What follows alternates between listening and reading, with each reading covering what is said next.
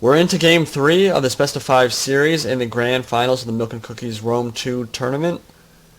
Wolf Diplomat, it's now do or die time for him. He's down 2-0 to Maximus, Decimus, Meridius. Here on Armavir, he has chosen to bring Rome, pretty standard Roman infantry build, 6 Evocati cohort, 2 Legionary cohorts, a Legionary cavalry, 3 Equites, 2 Auxiliary Syrian archers, and 3 Hastati. Looking at Maximus Decimus Meridius' build, I think he's made the right decision. He's bringing Nervii here, and that faction choice is an interesting one. I mean, they are a Barbarian Rush faction. As you guys know, Tylus, Galatia, Boii, and Arverni have all been banned, so suddenly Nervii, Iceni, some of the other Barbarian factions that don't get played too often are probably going to get seen here. And he has brought a very good build for this map, and I think that what he's done here is pretty good. He's brought 5 Oathsworn. Now, the Nervii actually do have a mid-tier sword, the Fierce Sword, but they're really not the same level as Sword Followers or Chosen Swordsmen or some of the other mid-tier swords in the game. And I think that his decision to not bring them in this battle is a correct one. Fierce Swords are not going to be able to deal with Roman infantry head-on-head in melee combat, so what he's opted to do is go for a very elite tier build with the 5 Oathsworn, which will be able to deal with Evocati and Legionary cohorts, and then round out his build with a 6 or 7 Celtic Warriors. And I think that strategy will probably pay off a lot better because Fierce Swords are not going to be able to beat any of those guys, and the Celtic Warriors actually can deal with the Hastati, even though they will of course get crushed by some of the higher tier Roman infantry. He also brought 2 Mighty Horse as well, and he has some mercenary Germanic Scout Riders in the back just harassing Diplomat's main line.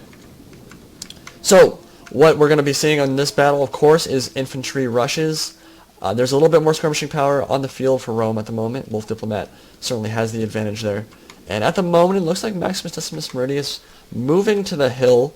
Not going to be able to camp there, of course, because there is both players are designated attackers, so both have to be doing something to move forward and attack their opponent. And of course, Maximus is fulfilling that part of the bargain with his mercenary Germanic Scout Riders just harassing the main line. Should not be able to do a whole lot of damage against Legionary cohorts with their 90 armor, and I believe 55% missile block chance with the Scutum. Roman Shield, one of the best shields in the game at blocking missiles, so certainly this is going to come down to an infantry engagement. There are a ton of swords on the field for both players, and there is the Boduagnatus, I think is that how you pronounce it, general for the Nervii. So he's going to have, I believe, actually, I don't even remember what Boduagnatus does, so I'm not even going to get into that general at all. I literally never bring that general for Nervii. I don't play Nervii very often. And I'm not going to worry about this battle. So, 2 heavy horse, or mighty horse, on the flanks for Nervii. And Equites coming up the center here. We're going to see if he does some early cav action. He has clicked attack order so far with the Celtic Warriors. We're going to pull away, just a little bit of a bait right there. And it is important to remember that Maximus has the advantage here with a slight downhill advantage. It's not massive, but with the charge bonus, the high charge bonus of the Celtic Warriors, 25, and the Oathsworn, which I believe have 35, that's going to definitely be a problem. Like a downhill charge from these Oathsworn into any of these Evocati will be a big issue. So this is why you bring a Hastati with Roman builds. The Hastati, 350 talents, super cheap, cost-effective sword unit. Just blunt the charge of these Oathsworn. Make sure they don't get their charge bonus off, because if you can prevent that, good things will happen for you. Equites flanking out to the side, going to try to chase off those Germanic Scout Riders. And we are going to have an infantry engagement very, very soon here. So yes, one of the most interesting and probably most important matchups in this battle are the fact that Celtic Warriors do run train on Hastati, and we're probably going to see on this charge them run through them. It's 120 at the moment, and Hastati off the charge are going to lose 20, 30 men or so.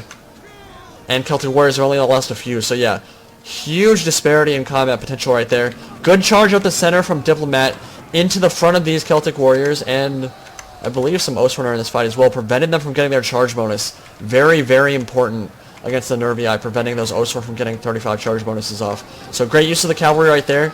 Gonna pull them out with 20 men down, but the Equites are a very cheap cav unit anyway, so definitely not too big a deal losing them there. Levy Freeman out on the flanks, in combination with some Mighty Horse. Legionary cohort giving chase, might be able to catch up there. Some more Levy Freeman backing them up, but these are just to prevent cavalry from getting around the flanks. And they're just being kept in reserve right now by Maximus, which is a good strategy, I think.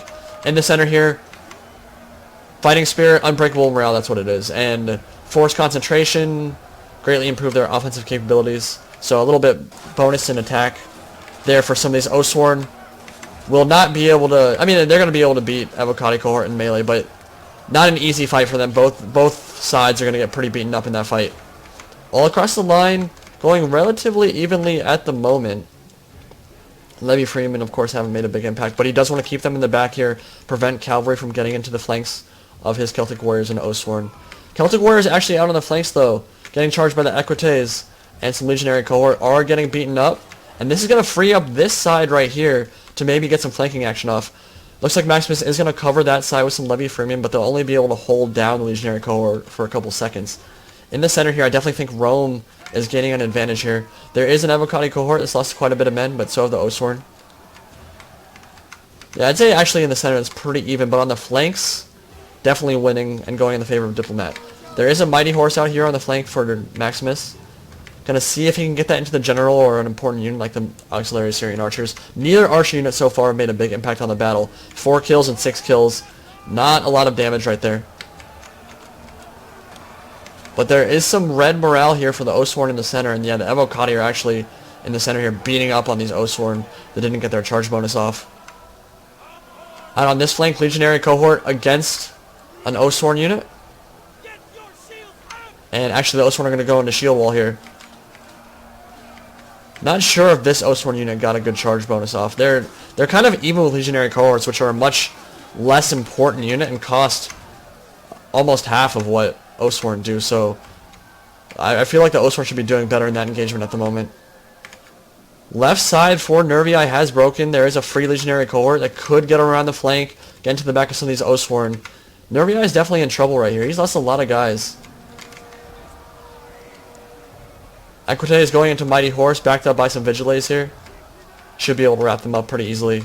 And more wavering on the line. Celtic Warriors, bunch of yellow morale for the Oathsworn and Celtic Warriors on the main line. And yeah, this is going to be a rear charge. Actually, not going to be a rear charge. For some reason, the Roman and Nervii forces swapped on this side. But Legionary Cohort are going to reinforce. Oathsworn popped Headhunt, but they're down to 50 men, so not going to be doing too much more damage in that fight. Surrounded by Roman swords. More units breaking, Oathsworn are breaking, Evocati Cohort coming in behind this blob. And once the center breaks here for Nervii, he really doesn't have any hope of winning this battle. He's losing this quite handily at this point. Diplomat's played very well, taking good engagements out on the flanks, winning there, and then collapsing the rest of his infantry into the center and causing a mass rout. Celtic Warriors down to 46 men. Oathsworn down to 60. Yes, this is very much in Diplomat's favor at the moment.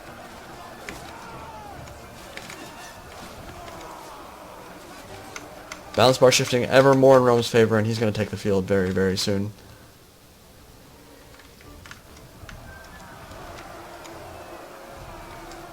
So yeah, I think really good play from Diplomat in this battle. One thing that he did really well in the center there was send his cavalry up the center, and again, we have discussed that a lot, the importance of blocking barbarian sword charges.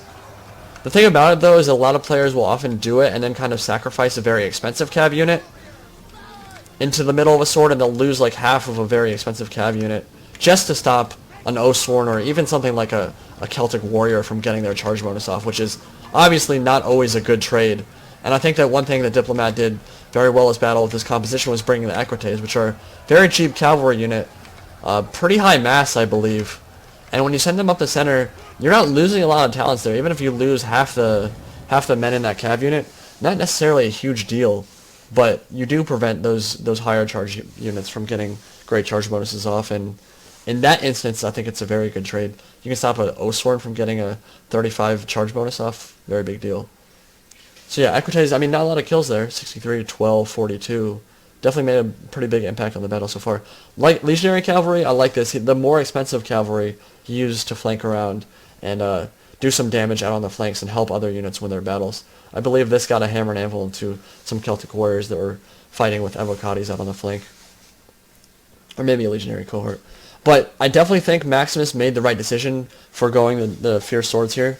They did get buffed slightly in the last patch, or the patch before that. The Fierce Swords did. But Nervii not known for their mid-tier swords at all. Like the fierce swords, simply compare them to like a sword follower. They're kind of a joke. They'll get crushed in melee combat. So definitely a good choice to go with more Oathsworn, but a lot of them didn't really pay off. And I think that can be attributed to Diplomat's good use of his cavalry. Mighty Horse did well out on the flanks, but yeah, the Oathsworn 60 kills, 94 kills. You usually want to see these guys getting upwards of 150. If I'd say you really want to be cost effective with them. Celtic Warriors, good for the most part. I mean, 100 kills. Like again, they're not going to be doing a lot. They were really to beat the Hastati and maybe get a couple around the flanks, but in general, I think that he needed to have the Oathsworn win the center and then get Celtic Warriors out on the flanks and maybe keep a couple in the center. Although, actually, to blunt the charges of Roman infantry is not really that important. I think that most of the Roman infantry have like 15 charge bonus, so not actually a huge deal there. But maybe keeping the Celtic Warriors out on the flanks with some Levy Freemen to get around behind the Roman swords and keep the Oathsworn in the center to hold down the fort. But when Diplomat took the engagements out on the flanks and won those, I think that was actually a pretty big deal, because then he was able to collapse in, completely surround the Nervii build, and then it was a mass rout from there. So, in general, well played from Diplomat. He's still on the precipice. He's still one game from being eliminated, but he's going to have to win the next two to take this series. Well played to both players. We're going to be going into a game 4 and see if Diplomat can actually continue his run here and keep his hopes and dreams of becoming the Milk and Cookies Rome 2 tournament winner alive. Hope you guys enjoyed. I'll talk to you all later. Indy Pride, signing out.